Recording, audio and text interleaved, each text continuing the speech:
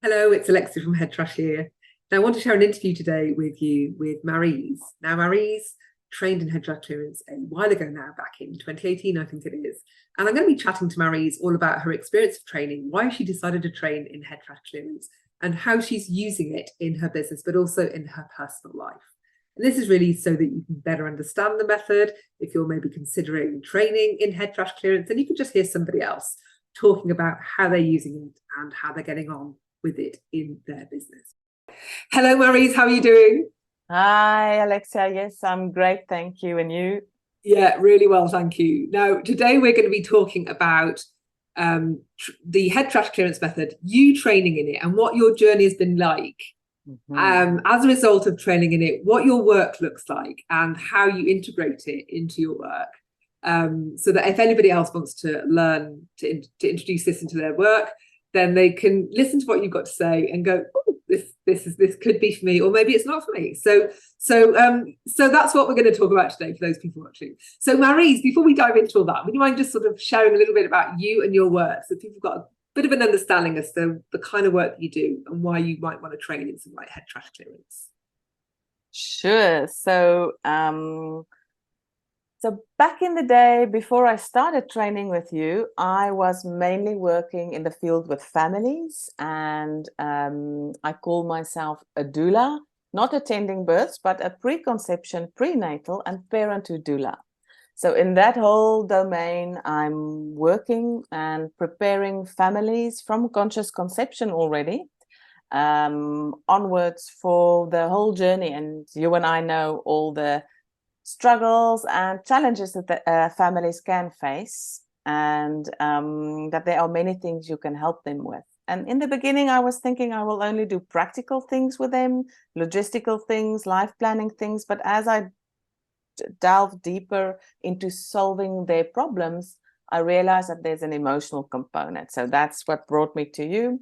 But so I worked mainly with families, and after I trained with you in 2018, I then started to work with individuals as well, mostly women. So I wear both hats. So as a doula, and then also as self-empowerment healer coach is what I like to call myself. And yes, working with women, raising their consciousness, clearing their blocks, helping them succeed in love, life, relationships, and everything. And now I want to add a third hat, and that is taking all of this experience over the years, moving into the well-being in the workplace domain. And yeah, as a coach, trainer, leadership developer in that field now. So currently gearing up for that. Okay, thank you. So why is it that you wanted to train originally? You talked a lot about maybe doing a lot of the practical preparation, but then your eyes opened up to the emotional aspect of helping women prepare for birth. And so what is it that drew you to the head trash clearance and the fearless birthing training? I think the fact that, so I'll have to back up a little bit. Before I became a mother, for 16 years, I was in finance. So I was in a finance career. So I grew up in a family where we never spoke about emotions. Okay. And it was a foreign concept to me, even though I was a highly sensitive person, I realized later in life. Then I hated my job in finance. As a highly sensitive person, that's not the best use of your talents, I would say. And then when I became a mother, something kicked in, a switch went off in my brain, and I was the one that was always reading all the books, the practical books, the preparation, the how do you cook the food for the new baby, how do you do this, what can you not eat in pregnancy, all those things. And then all my mama friends, they always had questions, and I was eager to answer the questions because I read the books and they were too lazy to read the books. And so then once someone told me, but mate, you are very good at this. You can do this as a job. And so that's how I then started to focus on the practical things, preparing couples for the life change, because it is a huge organizational life change. And my first training that I did was baby planner certification. And unfortunately for me, that included that I had to learn more about birth. I didn't want to. I now know why I didn't want to. Because I then realized after reading one of the curriculum books said The Thinking Woman's Guide to a Better Birth. And the case studies in that book was exactly my experience giving birth.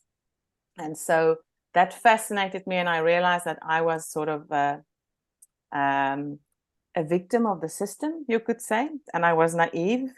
And I had 2 emergency cesareans, and I thought, before I read that book, I thought that it's my body that failed, and that because I was completely disconnected to my own body and my own emotions, my relationship to self, I didn't even know that that concept existed. And then so I had to become more aware of birth and started to learn more and more about it. So I was consuming in my free time everything I could find on birth. And it's like a whole can of worms I saw. And I wanted to go deeper and deeper and deeper into what is the best ways to prepare for birth and why. I wanted to answer the question for myself. Why did I had that outcome in birth? How could I have prepared in a different way not to have that experience? And I saw that more and more women, there are many women in the community that I work here in Luxembourg, in Europe, and online globally, that are not having the type of births that they want.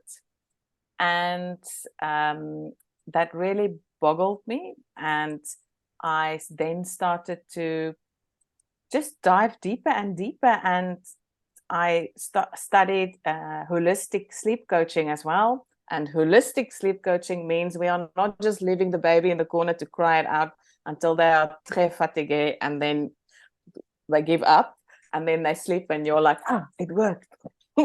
No, in the holistic sleep coaching, the majority of the things you have to analyze and investigate, guess what, is the emotions, the stress, the support systems, and the relationship to self of the parent. And here I was asking myself, I grew up in an emotional and neglectful and abusive family. It's my parents. They did their best with what they had went through. And I didn't know it at that time. And when I read that, I was like, what is relationship to self? How am I to analyze this for my clients if I don't even know it for myself? And so all of these things led me to realize that, oh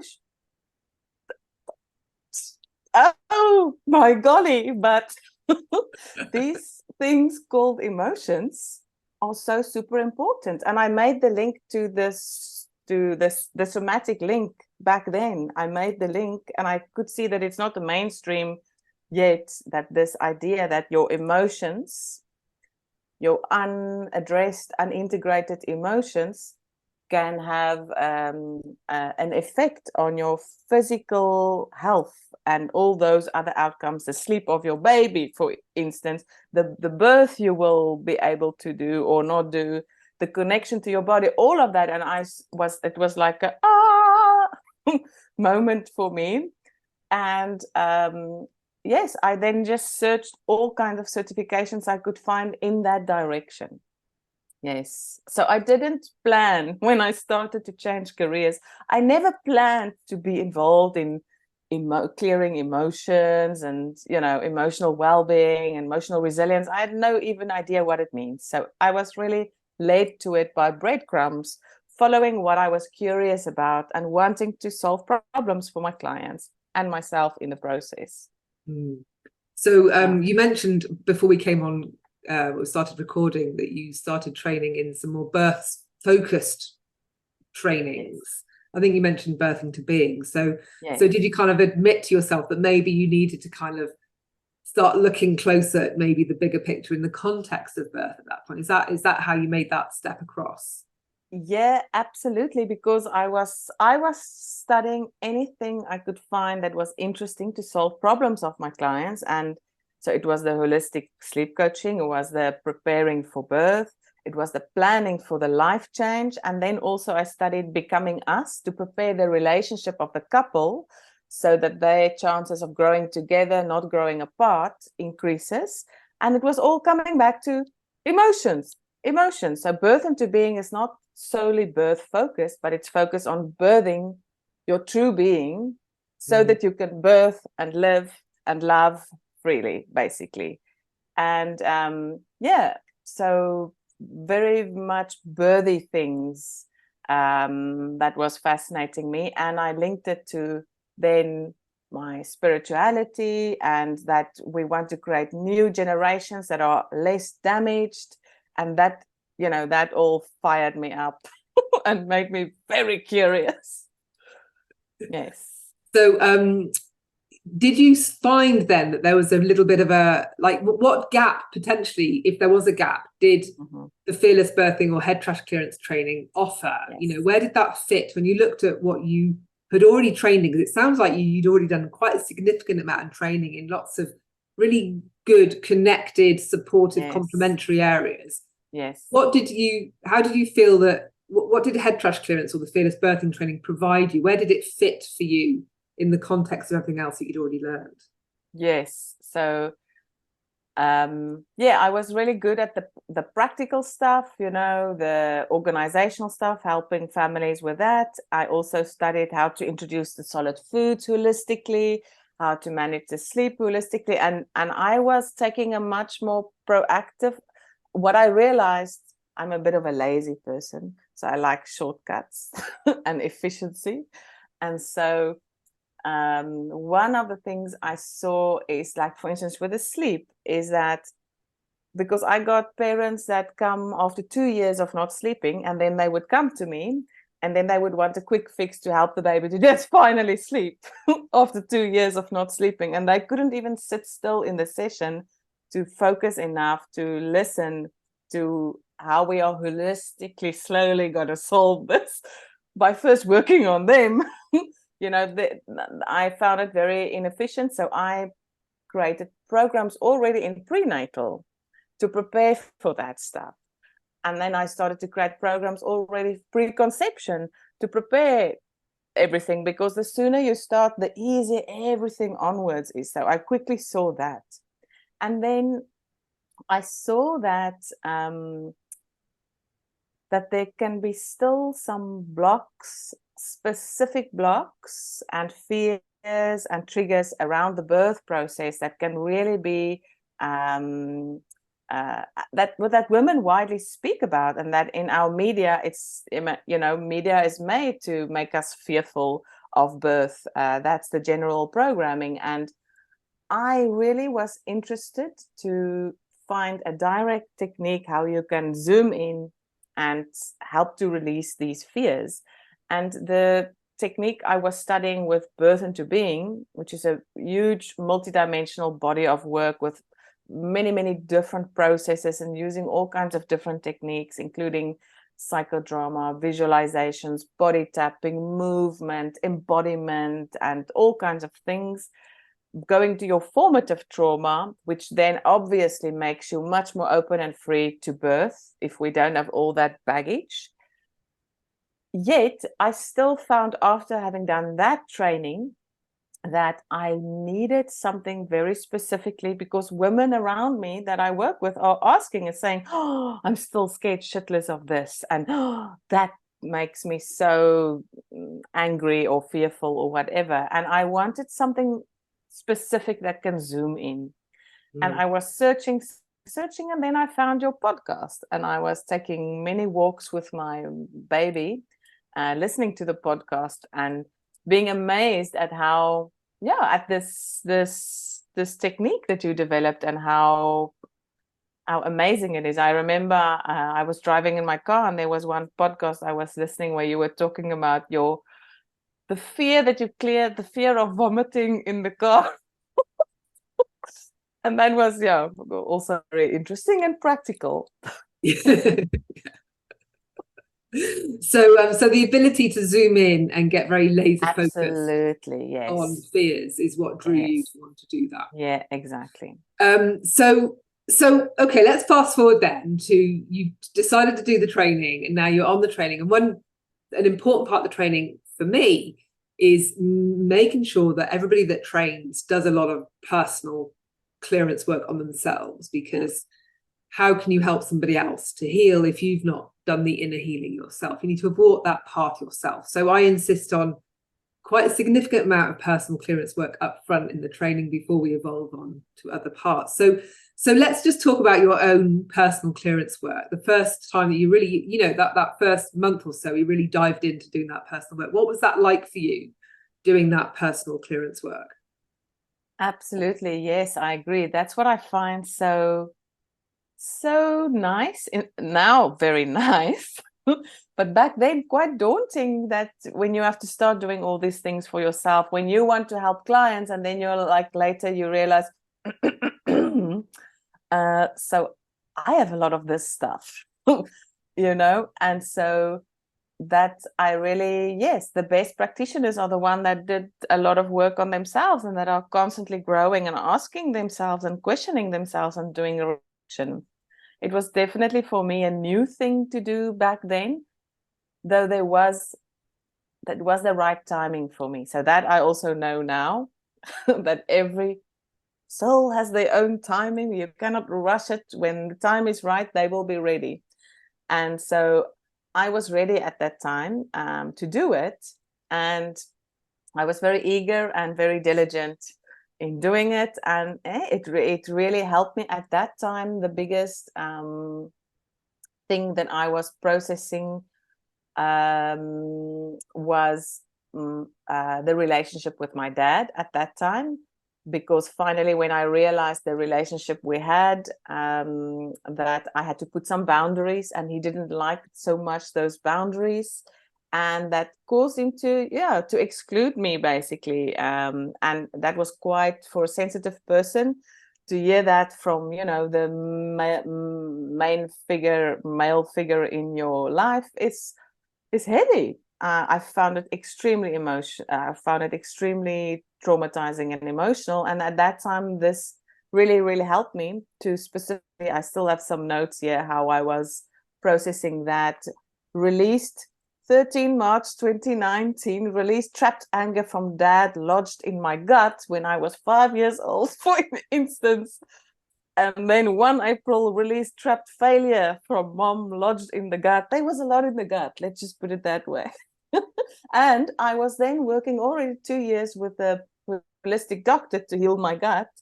So all of these healing things came together. And yes, it's definitely changed me, extremely changed me as a human being, for sure. Yes. Yeah. And so did that, once, because the structure of the training is you do that inner work, and once you've used the technique sufficiently on yourself, then you're ready to start applying it to other people. Because when you're navigating your own head trash, you need to have figured out how you've unpacked and untangled your own to be able to start even helping somebody else with that. So, absolutely. And not just that, your thinking is more clear. You don't have so much bullshit or head trash floating in your head that's clouding your vision. So I think it's absolutely essential. Yes. So as you were training, going through the training, were you starting to get a clear idea as to how you were going to be able to integrate this technique into the work that you did?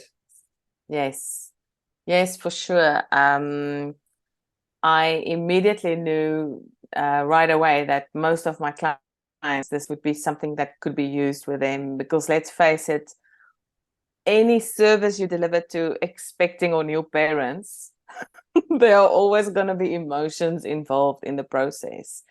And it is rare that when people are helping them in practical ways, that they are also able, or back then when I started, it was rare that awareness was there from all kind of practitioners like that, to also have some emotional aspect that they can help with. And I really, really enjoyed that I can do it online, that I can do it in person, because I work, people can come to me in my studio called Soul Space in Luxembourg, or I travel to the families here in Luxembourg if they need that, or I can do it online. So I really like that I can use it like that.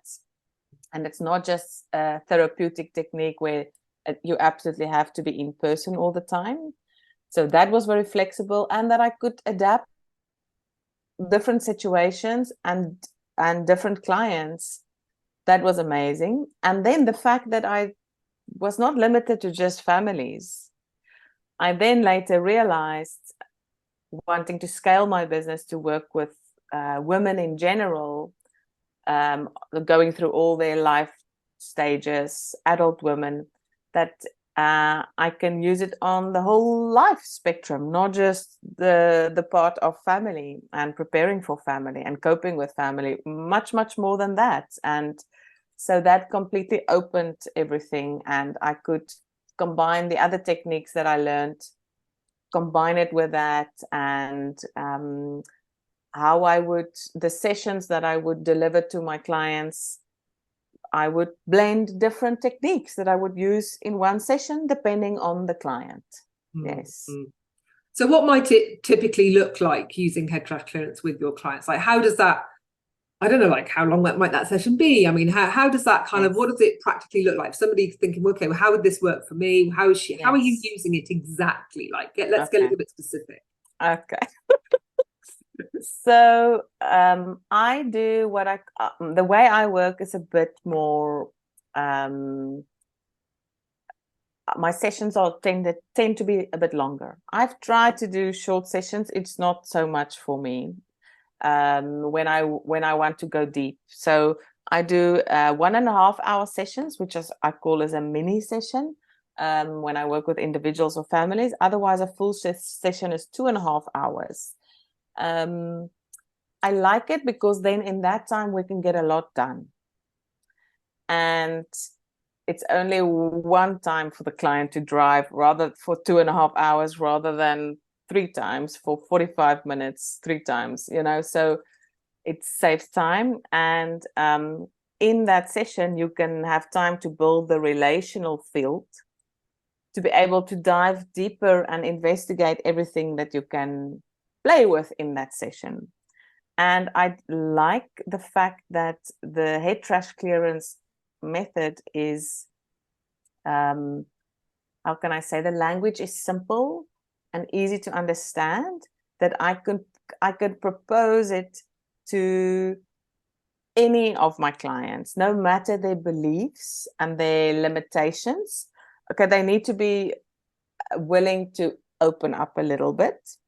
Doesn't have to be even so much, right? Because I remember in the training, you once told me that we don't even have to speak too much about the story behind it. It's about the energy that needs to be integrated. And you could even tell the client that thing you're feeling, and you could even just work on that, So I love that it's so flexible, that I can blend it in at different times, at different moments in the actual session, or I can do a session just with head trash clearance. If that client is more into that, I can really see from the intake form with the client, I can see, once I start to see what's going on in their head and the initial intake form, and that's something I also appreciated in your training. Your intake form was quite detailed, and that helped me to create my own around that.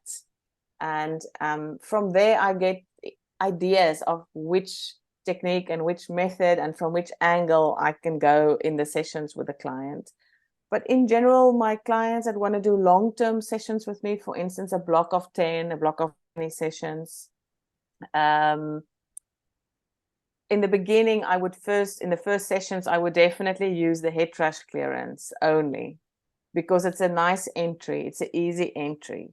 Some of the other stuff I use, the birth into being and psychodrama and things like that, people need to really relax first and be able to do role play and step into those parts of themselves and embody it and be comfortable. And that takes time to get there. With the head trash clearance technique, I can immediately, in session 1, we can have a 5-minute conversation. Okay, it's never 5 minutes with me, because we have tea first and we connect, and but you can, in 5 minutes, narrow down what is the most prominent thing presenting now. You can suggest to the client, okay, you don't even have to explain too much. You can suggest to the client that we're going to integrate that will help you feel relief and help you be more clear-headed. And then it's an energy psychology technique. Most people so far, if I mention that, they don't fall off their chair. They're okay, it sounds weird, energy psychology, some people, but you know, that flies usually. And then they do look quite, I find it quite funny how confused they look at the first time you do it with all the crazy talk. And how the rational brain is trying to figure out all these conflicting things you're saying. Because you use these opposing statements to put forward these different parts in ourselves, and that's then to neutralize it in the end. So I find it very nice that in the beginning of a program, long-term program that I would do with a client, we would always start with the head trash clearance. Yeah. If they are open for more, their beliefs allow them to open more, to do more body, soul, spirit healing.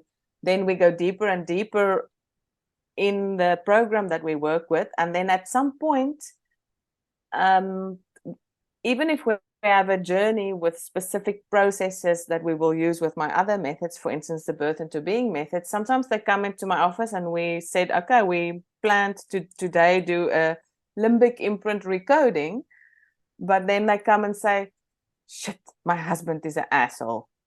And then, and I'm like, okay, let's pause that. Let's focus on the asshole today. And then we clear assholes that day. We neutralize assholes that day.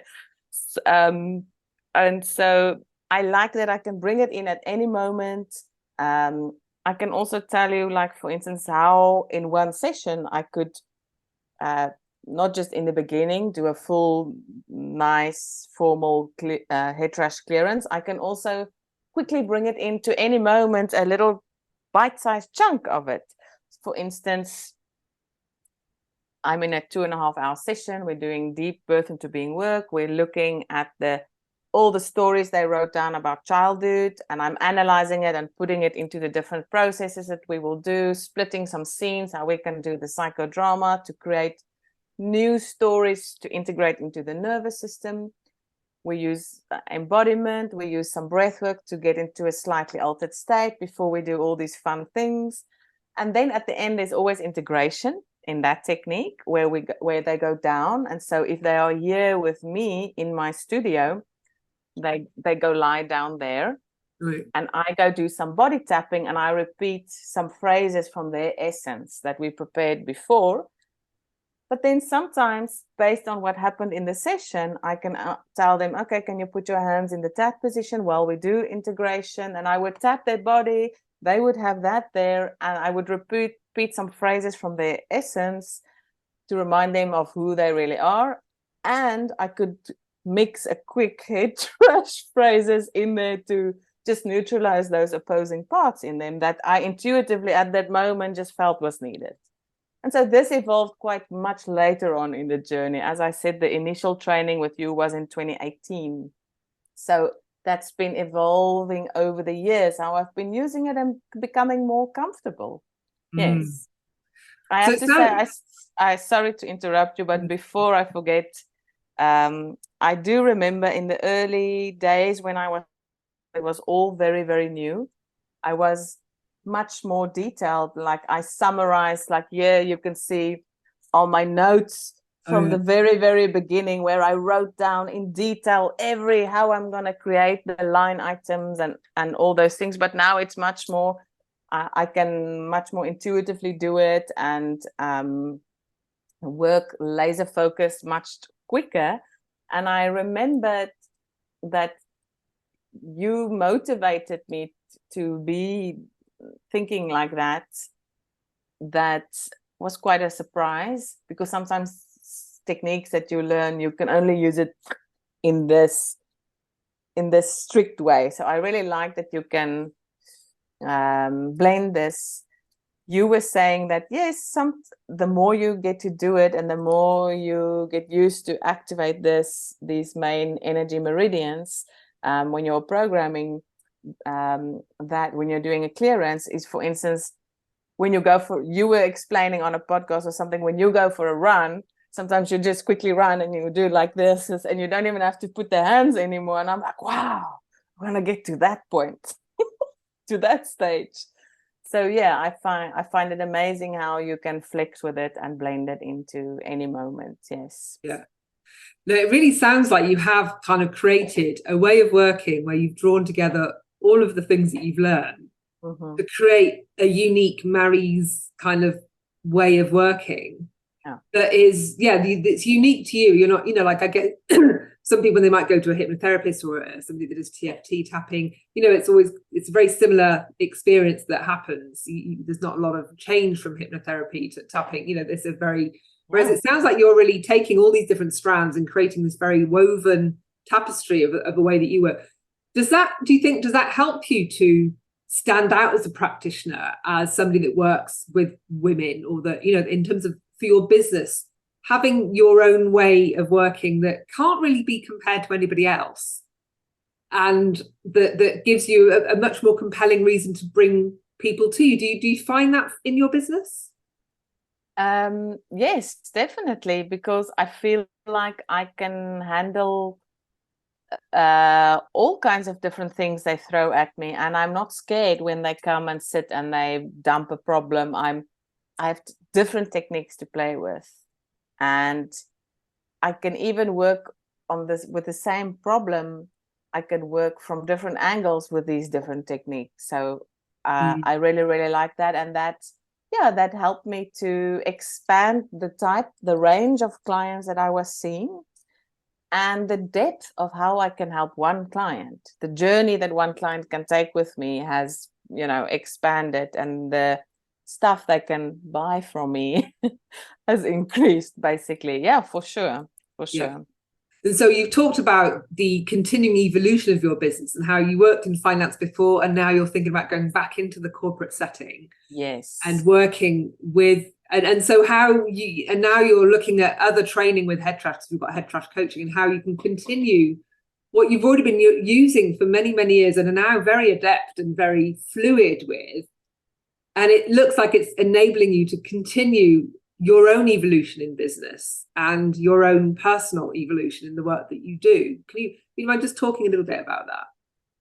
Absolutely. So so I'm at the point now where I want to add yet another branch to my business, not just families and individuals, but also bringing all of this experience and my corporate experience, bringing that all together, and to scale my business more, to work with maybe less clients, bigger contracts kind of thing, and to bring some light into the business world and into the workplace, because as we know, burnout and mental health problems and employee absenteeism is a huge problem, and it's growing, and I'm excited that I can bring this technique to the workplace, and it's much needed there.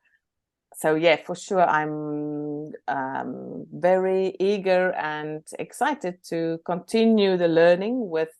Now I did the back then in 2018, it was called the Fearless Birthing Practitioner Training.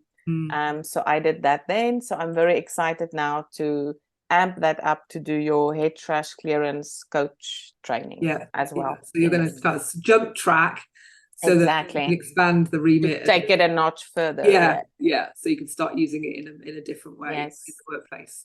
Is there anything else you want? I'm just thinking for those maybe that are thinking about training, that because it's not very well known as a technique, and is there anything else that you might want to share with them to maybe help them make that decision, to see if it is right for them? Because I know maybe some of the questions that might be worth we could touch on is that even though it's an energy psychology technique, and then some people hear the word energy and they think, "Oh, is that sounds a bit woo?" Is it? Do you think it's woo?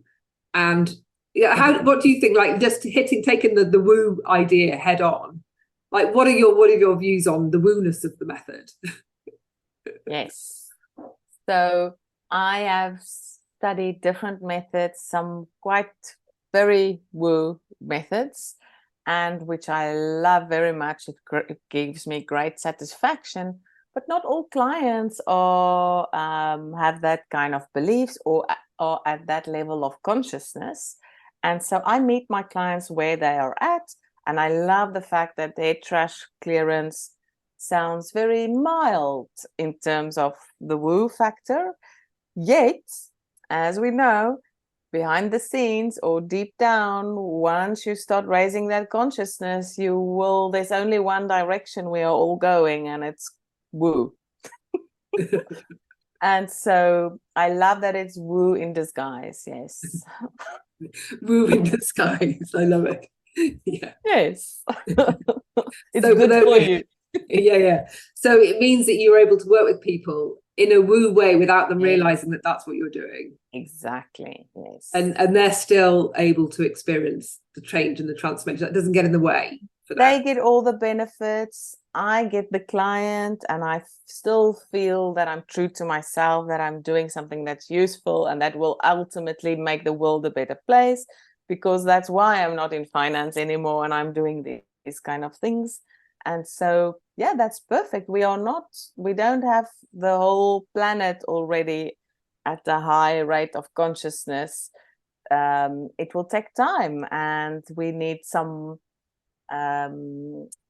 approachable ways of communicating with these people that don't scare them off. Yes, because we live in a traumatized society full of triggers. The emotional level of humanity, as far as I can understand from my research and trainings, is around the age of a teenager now. We are like teenagers, our development as a species emotionally.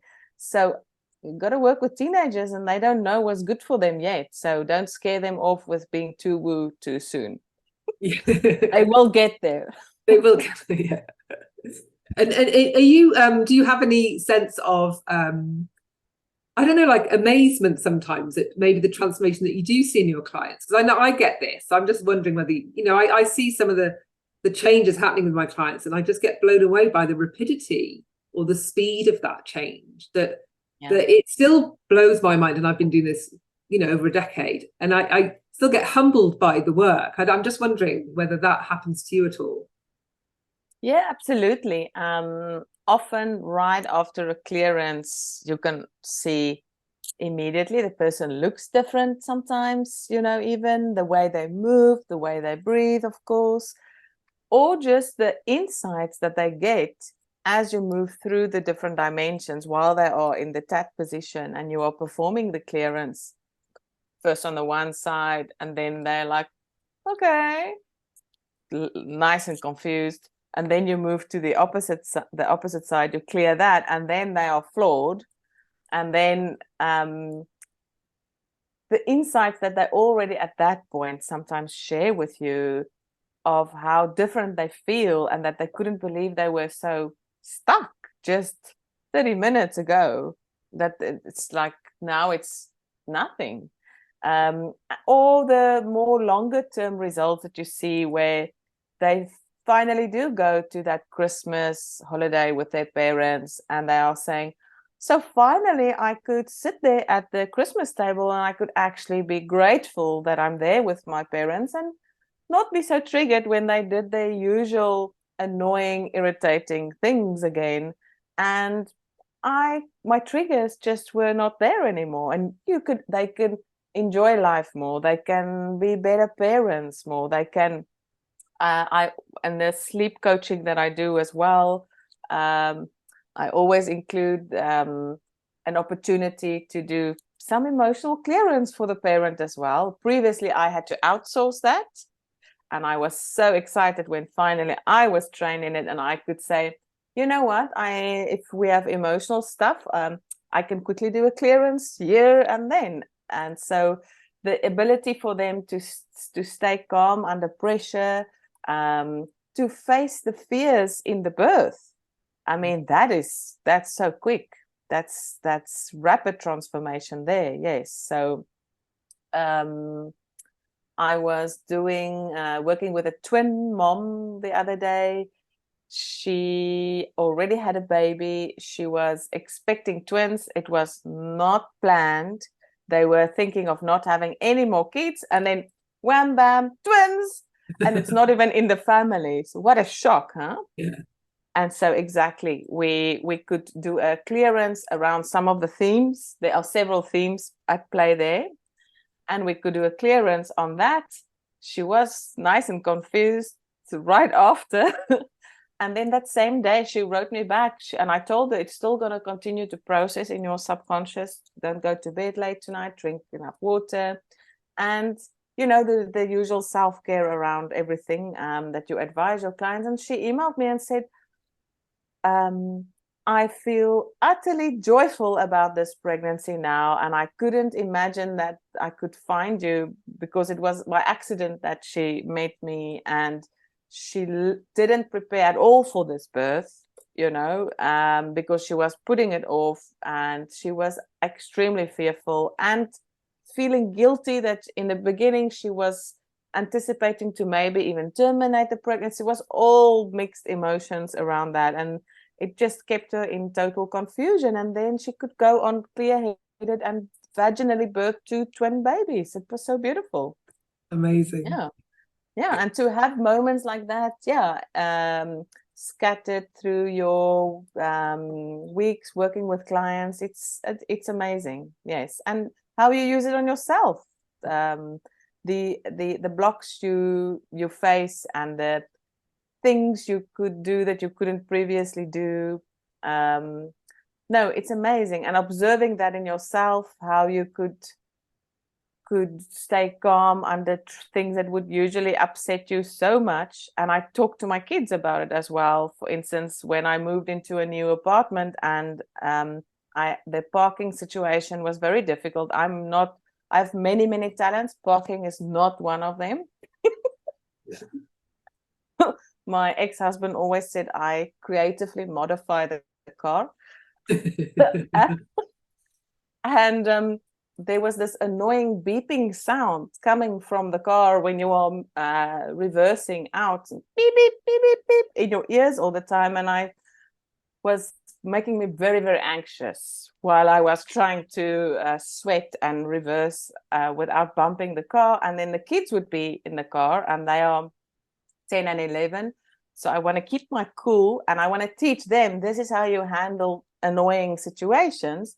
And I would tell them, girls, we got to do, maybe mama needs to do a head trash clearance on this beep beep, so that it so that it doesn't trigger me. And so I like to tell them these things as well, so that they have that reflex of, there's stuff I can do to help myself to not be triggered, and I can handle life better. And I could do that clearance for me, and now I'm singing with that beat as I reverse out. I love it. Marise, thank you so much for sharing all of this, and I'd love to talk more about your own personal clearance journey, but maybe we'll save that for another time. Thank you for joining me today, and I hope this conversation has been useful for anybody else that might be thinking about training in head trash clearance, and all the ways that you've illustrated in the way that you're using it and how you've benefited from it. So thank you. Thank you so much. It was lovely to speak to you.